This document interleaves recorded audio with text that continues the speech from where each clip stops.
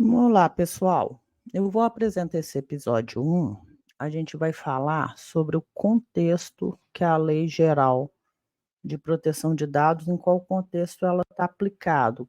A gente vai conhecer contra o que ela está lutando, o como você deve proteger. A partir dessas questões é que você vai saber qual segurança aplicar, como verificar na totalidade se você está atendendo essa lei. Então, em qualquer curso meu, seja esse da LGPD e documentos, em que a gente vai entender a questão da periodicidade, que você tem que manter informações, ou na academia de DPO, em que eu apresento a formação completa do DPO, seja em conteúdos do nosso podcast, seja em conteúdos da nossa plataforma da Plat, onde eu sou apresentadora dos cursos e da academia de DPO. Seja na LGPD em 3 dias, que é um curso para você aprender a adequar pequenos negócios ou negócios que estão aplicados à lei de tratamento simplificado, do registro de tratamento simplificado pela NPD. Você precisa entender o contexto, onde estão os riscos, o que a LGPD vem combater. Porque a gente pensa só: "Ah, Marina, mas os hackers, eles são muito evoluídos". Então, a questão não é só os hackers. A questão é que a maioria dos roubos são feitos internamente ou são conseguidos por dados que estão desprotegidos, em servidores com portas abertas, em páginas publicadas esquecidas. Então a gente vai analisar esse contexto, porque as empresas publicaram em sites por muitos anos, alguns sites nem as próprias empresas lembram que elas possuem domínios. A gente vai fazer essa análise, mostrar quais dados e como estão expostos, como os bandidos vinham usando esses dados, e mostrar para vocês o princípio de como a gente deve fazer a proteção de dados. Ela tem a parte externa de não externalizar os dados, mas tem a parte interna da governança, que é o que a LGPD pede, para a gente governar os dados tanto interno quanto externamente. Meu nome é Marina Lopes, eu sou consultora na Arquindex em segurança da informação, normatização da informação, DPO há 16 anos. O DPO eu sou há 5 anos, eu fiz o meu curso em Madrid, meu primeiro curso sobre proteção de dados, quando não tinha ainda chegado no Brasil. Em 2016 a gente já estava buscando conhecimento em Portugal, onde a gente tem uma unidade, porque lá já estava sendo aplicada a RGPD. Em 2018 eu já tinha minha formação completa, não em DPO, em delegato de dados, que é o nome se dado ao DPO na Europa.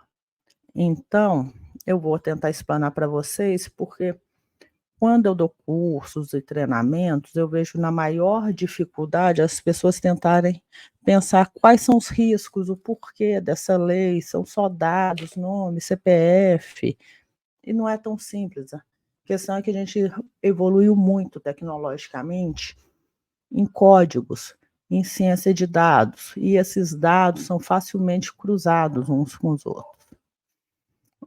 Antes mesmo de eu estar na Arquindex, o meu primeiro estágio foi em geoprocessamento de dados. Era o chamado Data Warehouse, não o Big Data de hoje, né. Não a ciência de dados, não era dado esse nome, era dado o nome de processamento de dados. Mas já existia desde aquela época. Quem já estava mais avançado sabia o poder que os dados tinham sobre a questão de transformar dados em informações muito profundas. Eu trabalhava com dados do censo para instruir as construtoras a a definir ali se elas faziam apartamentos de 2, 3 quartos por região metropolitana, por renda das pessoas. Então isso tudo influenciou na minha formação e na minha visão mais ampla. Eu tinha formação em gestão documental, eu tenho formação em engenharia de produção, processos, mapear e analisar processos. Tenho formação em finanças, tenho formação em governança de dados, em TI, sistemas.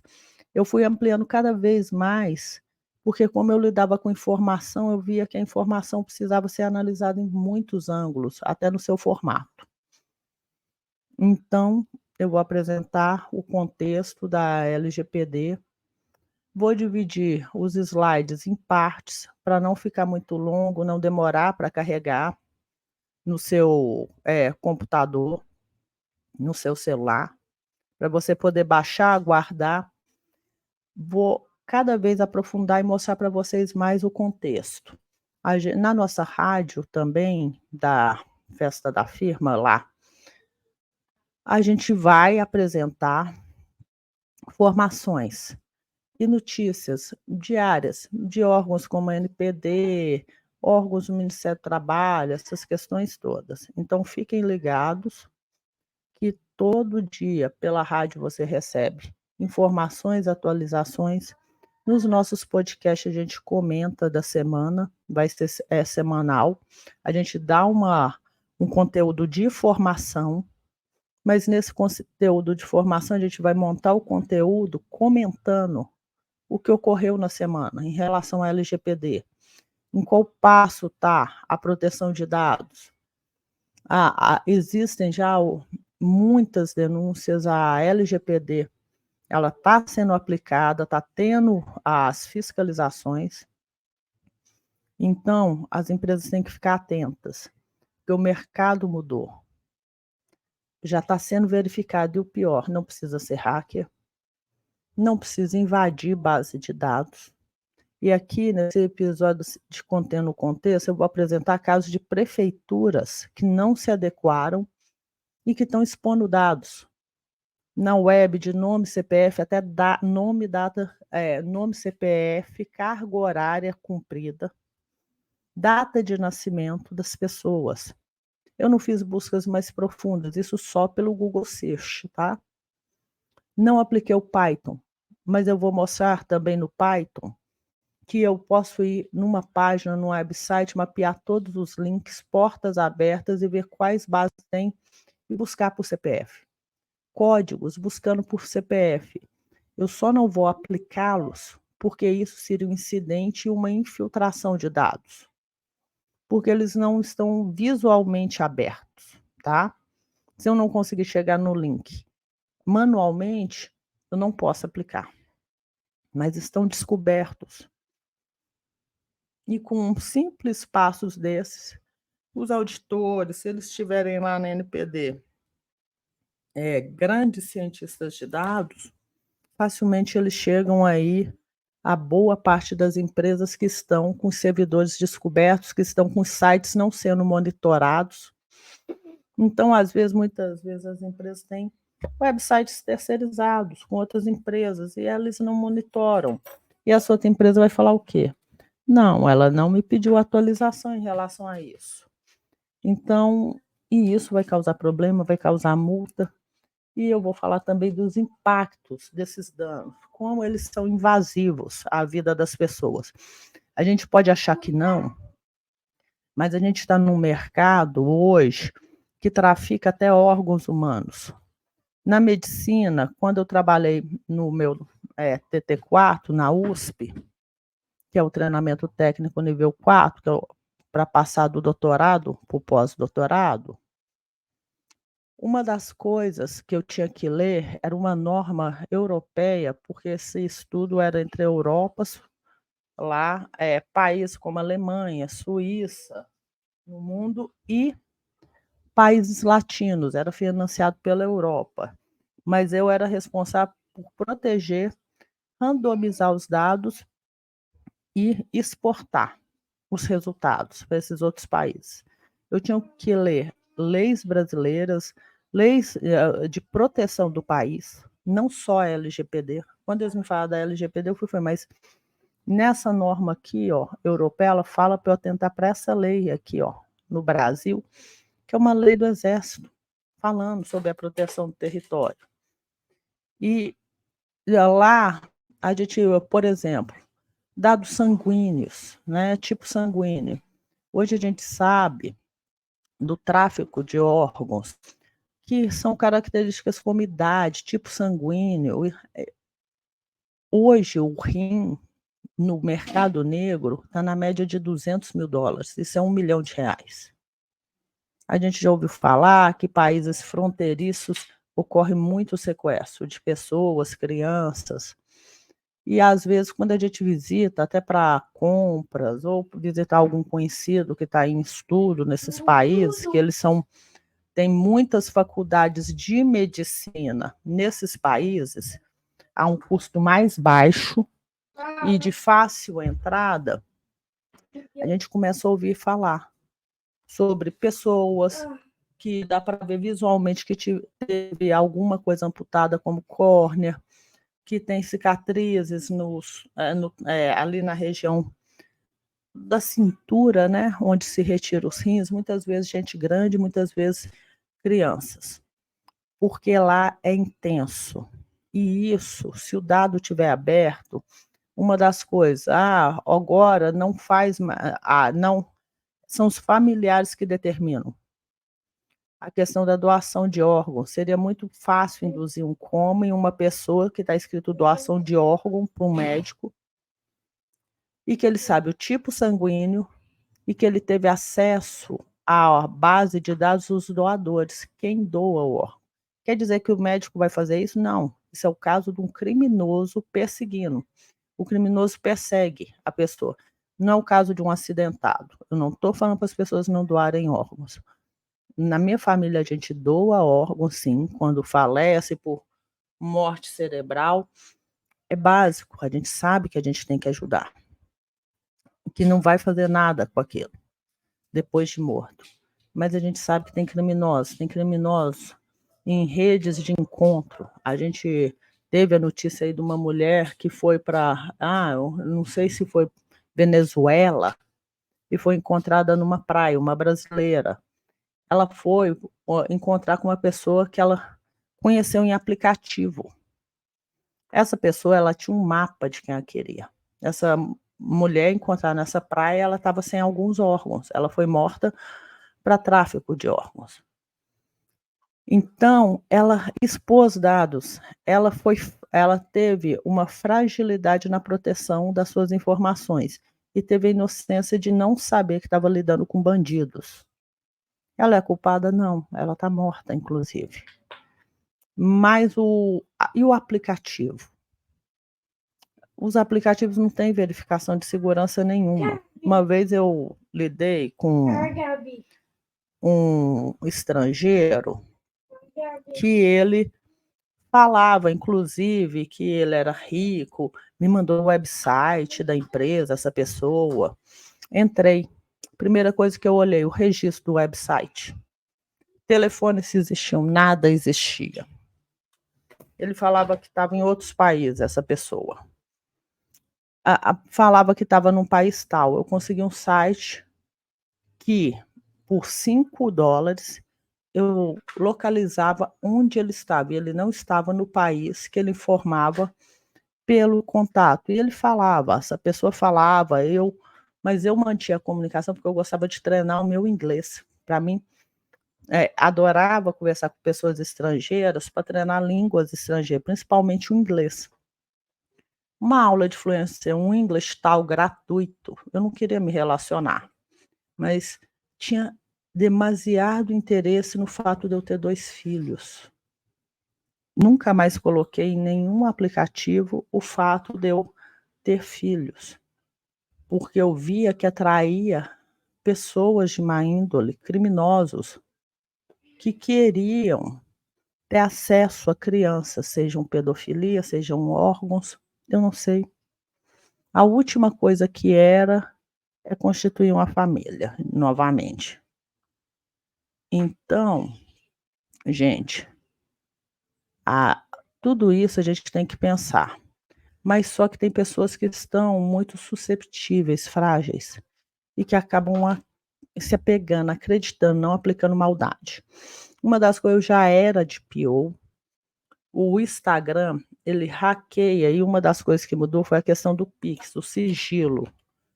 O Pix entrou no Brasil e ocorreu uma onda criminosa, o chave aleatório, e os bancos não passavam informação e não recuperavam seu dinheiro e não foram culpabilizados, porque você fez a transferência.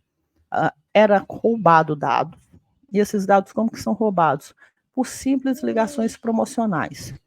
Uma amiga minha me falou o seguinte: Marina, sabe por que que as suas publicações, não tem tanto acesso, não tem tanto retorno? Porque você não dá brinde. Dá brinde que você consegue os dados das pessoas, que é o tal do conteúdo, né, o updown, o downsell, o upsell, e dá brinde que aí você pega o dado que quiser. Mas quais dados eu posso pegar? Antes, qualquer um. Antes eu podia fazer o que eu quisesse. Não que não existisse lei, mas não tinha uma lei explícita da internet. Então, agora não. Agora eu tenho que saber, conhecer na íntegra LGPD, o meu negócio, e saber até onde eu posso ir para que eu esteja de forma legal. Por mais que as pessoas estejam frágeis e querendo aquele conteúdo, acessar, ter formação gratuita, muita gente não tem condição por conta dos baixos salários, mas quer evoluir no emprego, eu não posso mais me aproveitar dessa situação, como o mercado se aproveitava. E no Instagram, o que que acontece? A gente vê muito hackeamento de páginas, a pessoa copia totalmente uma página e te adiciona. Mas só que eu achava que era só por essa questão. Não, muitas vezes o bandido consegue a senha. Ele rouba mesmo das pessoas, a página no Instagram. No caso meu, o cara não roubou, o cara copiou e tinha todas as fotos exatamente naquela montagem de template igual a de um primo meu, que mora na mesma rua da minha mãe, no interior, e eu tinha divorciado, estava montando meu apartamento, e ali ele estava vendendo uma televisão, acho que tinha mais um móvel. Negociei com ele e transferi uma quantia boa em dinheiro. Quando ele começou a me oferecer coisas a baixo custo, baixando o custo, eu comecei a desconfiar. E mandei uma mensagem para outra, para a tia dele, que é conhecida minha também, além de parente, mais conhecida, mais próxima, eu tinha mais contato. E falei: olha, isso é a foi, falou, cuida. Não, o Valdinho teve a conta invadida. E o meu irmão foi, não, Marina, eu vi o Valdinho na delegacia. Muita gente está dando queixo, falando que comprou coisa dele e não comprou. E a pessoa, então, olha, ele, eu não tive contato depois para saber como que foi o roubo da conta dele, mas ele ainda respondeu criminalmente por um crime feito por terceiros, com uma conta que não era dele. Então, isso tudo é contexto aí da LGPD, desses dados soltos. Nessa parte 1, estou fazendo uma exposição geral, mas eu vou andar e mostrar exemplos nas partes seguintes. Exemplos e como se defender, tá? Vou mostrar também órgãos públicos, lugares que a gente ainda encontra esses dados em aberto e já deveriam estar totalmente excluídos da internet. Aí uma amiga minha foi e falou, há pouco tempo: Marina, eu estou desesperada, roubaram o meu Instagram. E eu perguntei como que foi. Ela me falou o seguinte: me ofereceram uma promoção de um restaurante que eu frequento. E ela preencheu e pediu um login pelo Instagram para publicar a promoção. Era uma página fake em que pegava a sua senha. Olha só, e a gente faz isso o tempo todo, né? A gente compartilha em troca de softwares gratuitos, em troca de um benefício. Mas ela estava lidando com criminosos que roubaram a conta dela, alteraram uma conta de venda de motos de leilão. Olha o perigo. Motos com 1.000, 1.500 abaixo do preço de mercado, com parcelamento facilitado para pessoas negativadas. Não existia nada. Outra vez, outro dos crimes aí da internet que pegam dados, que roubam. E no meu caso, o que eu transferi por Pix, a chave era aleatória, não tive a maldade de saber que isso ocorria, não tinha ciência. Fiz a transferência, fiz a ocorrência no banco, a ocorrência na Polícia Civil, quando eu descobri. Quando eu fui fazer a ocorrência, o policial me falou que estava na média de 150 ocorrências dia desse tipo de crime, só aqui em Belo Horizonte. A maioria idosos. Pensei, estou na metade aí da faixa etária, não posso me culpar tanto, que a gente se culpa mesmo sendo vítima. Parece que a culpa foi nossa. Inocência, mesmo eu tendo toda a formação tecnológica. E aí, nunca mais, chave aleatória. Agora tem uma lei que permite mostrar o rastreamento dos dados, para quem foi feito. Não existe mais desse anonimato que o Pix permitia. O Pix abriu um leque para bandidagem gigante. Os bandidos roubaram demais. Outra vez eu estava querendo comprar um remédio, muita gente conhece o Vivance, eu tomo ele, eu tenho TDAH, eu entrei na internet para procurar o menor preço, é um remédio muito caro. Eu já tenho remédios para os meus filhos, planos de saúde, escolas particulares, e eu precisava adquirir esse remédio e eu já estava há 2 meses sem o remédio. E esse remédio custa aí na média de 590. Eu consegui ele por 475 numa farmácia.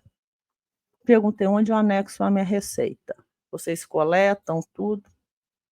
Não, você faz o Pix, quando for entregar para você, eles coletam. Eu não sabia que não tem como dar a saída de remédios controlados sem a receita. Paguei. Eu sou da internet desde os 19 anos. Eu não conferi o ROIS, se era sigiloso ou se tinha um nome de CNPJ. Eu só acreditei no website. E uma amiga minha próxima, que é farmacêutica, falou: Marina, você caiu num golpe, você não vai receber esse remédio. Muito antes de eu não receber. Eu falei: não é possível. Além de ser caro, eu ainda perdi o dinheiro 2 vezes. Olhei, não tinha nada, fiz queixa na polícia, não pegam o número do celular, pré-pago, cadastrado no nome de terceiro, não era nem do bandido. A internet dá o direito ao sigilo do ROIS. Empresas com sigilo do ROIS, gente, não adquiram nada. Lojas, porque é um processo internacional, você não vai conseguir acessar esses dados. E são redes criminosas. Relacionou com alguém que falou que trabalha numa empresa? Ligue, confira se no ROIS tem o cadastro naquele CNPJ. Não tem? Coloque, bloqueie aquela página e nunca mais contate aquela pessoa. São redes criminosas. Então é isso, a gente vai falar, vai apresentar o passo a passo, onde estão expostos, quais eram as questões da LGPD.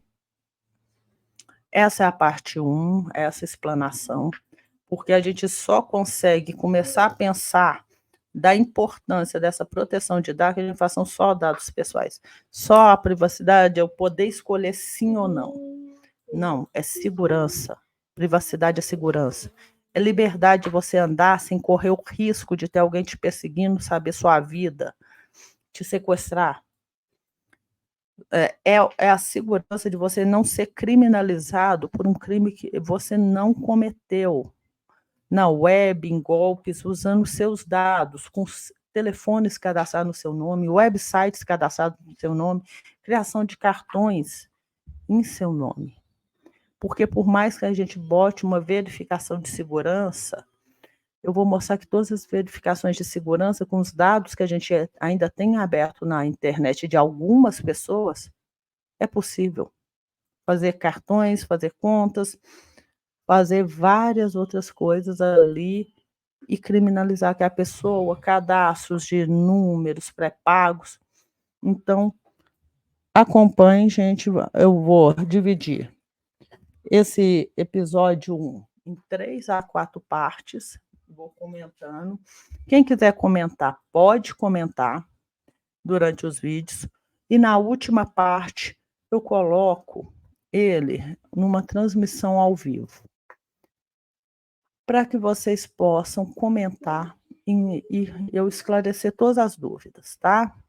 Então, vou gravar agora a contextualização na parte seguinte desse episódio, e depois eu abro numa live ao vivo para todo mundo poder me perguntar o que precisar.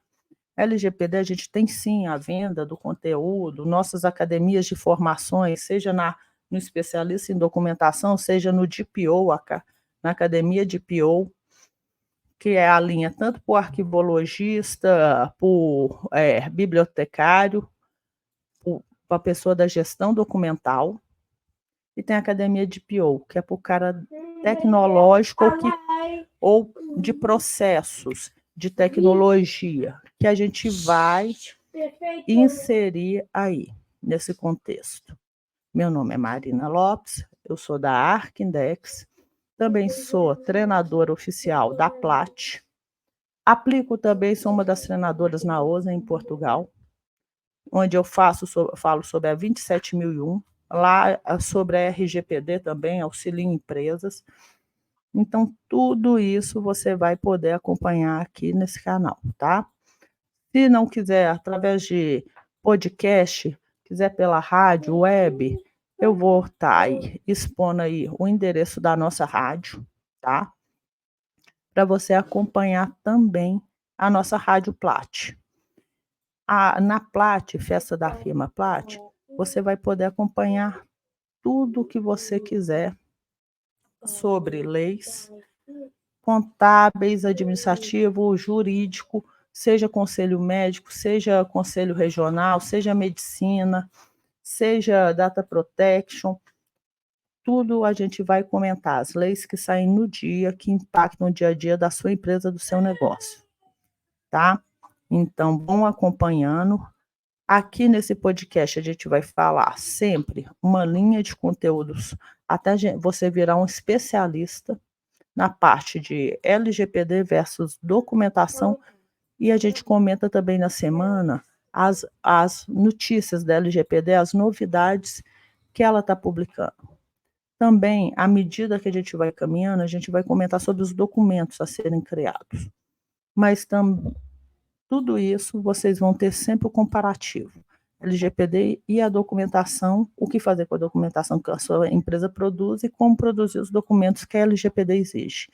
Prazos legais, as leis, quando elas se conflitam, como decidir a melhor escolha de manter, finalizar o ciclo de vida do documento, destruir ou manter a informação, quais são os direitos das empresas.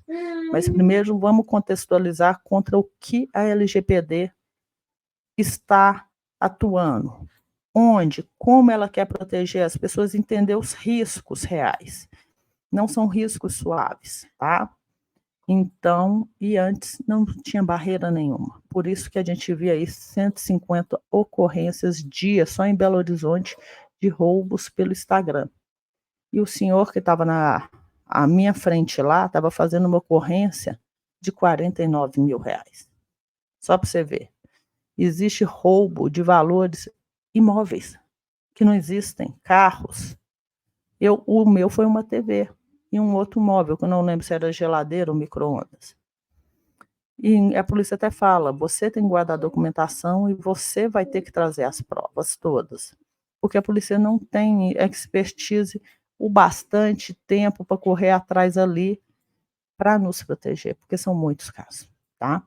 Ela precisaria, sim, de melhorar um centro de processamento de dados com cientistas de dados, que toda vez que entrasse uma ocorrência, botasse região, IP do computador e rastreasse. Se ela fizesse isso, ela pegaria esses bandidos. Mas só que a capacitação e os cargos hoje ofertados nessas polícias não estão o cientista de dados 24 horas full, não está a formação de um big data de busca, né?